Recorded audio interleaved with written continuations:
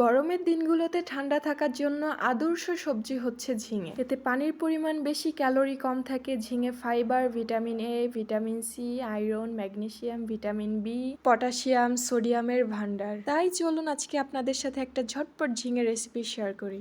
ঝিঙেগুলোকে আমি কেটে নিয়েছি কুচি কুচি করে, এরকম অবস্থায় ছিল, পরে এরকম অবস্থা করে ফেলছি। তারপর একটা প্যান নিয়ে নিলাম, প্যানে কিছু পরিমাণ তেল নিয়ে নিলাম, দুইটা পেঁয়াজ মাঝারি সাইজের আমি কেটে নিয়েছি, সাথে কিছু কাঁচামরিচ ও রসুন কুচি করে নিয়েছি। গরমের খাবার যেহেতু পেট ঠান্ডা রাখার জন্য যত কম মশলা এটা রান্না করা যায় ততই কিন্তু খেতে ভালো হবে। পেঁয়াজ কাঁচামরিচ একটু ভেজে নরম নরম হয়ে যাওয়ার পরে দিয়ে দিলাম সামান্য পরিমাণ গোটা জিরে। আমরা কিন্তু রান্নায় সাধারণত জিরা ব্যবহার করে থাকি। এই জিরার কিন্তু অনেক উপকারিতা আছে, হজম শক্তি বাড়ায়, আয়রন সরবরাহ করে। রান্নায় জিরার ব্যবহার করলে এটার যে একটা ফ্লেভার আসে এটা কিন্তু মারাত্মক ভাল লাগে, খেতেও কিন্তু অসাধারণ হয়। আমি রান্নায় এটা ব্যবহার করেছি, যারা জিরা আস্ত জিরা আর কি খেতে পারেন না তারা এটা ব্যবহার না করলেও হবে, এটা অপশনাল। আমি এভাবে রান্না করলে আমার বাসায় সবাই খেতে পছন্দ করে, এই জন্য আমি জিরা ব্যবহার করেছি। পেঁয়াজ মরিচ ভেজে নেওয়া হয়ে গিয়েছে, এ পর্যায়ে আমি কিছু পরিমাণ হলুদ অ্যাড করব, এটা আমার পুরো রান্নার জন্য আর কি। তারপর এখানে অ্যাড করব স্বাদ মতো লবণ হলুদ ভালো করে মিশিয়ে নেওয়ার পর এর ভিতরে আমি অ্যাড করেছি দুইটা তেজপাতা। এখানে আমি দুই ভাগ করে নিয়েছি, চারটা দেখতে পাচ্ছেন। তেজপাতার কিন্তু অনেক উপকারিতা আছে, রান্নায় ব্যবহার করলে এটার অনেক সুন্দর একটা ফ্লেভার আসে। আমি পেঁয়াজ মরিচ ভেজে নেওয়ার পর এর ভিতরে আমি ঝিঙেগুলো দিয়ে দিলাম।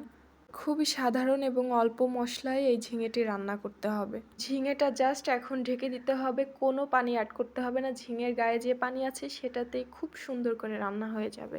আমি ঢাকনা দিয়ে ঢেকে দিলাম। ৫ মিনিট পর আমি ঢাকনা তুলে দেখলাম ঝিঙের গা থেকে অনেক পানি ছেড়েছে, এটাতেই কিন্তু আমার রান্না কমপ্লিট হয়ে যাবে। এরপর যে আমি কিছু পরিমাণ চিনি অ্যাড করেছি, স্বাদ মতো, খুবই সামান্য। ধুন্দুল বা ঝিঙে রান্নায় যদি সামান্য পরিমাণ চিনি অ্যাড করা যায় এতে কিন্তু টেস্টটা অসাধারণ হয়ে থাকে।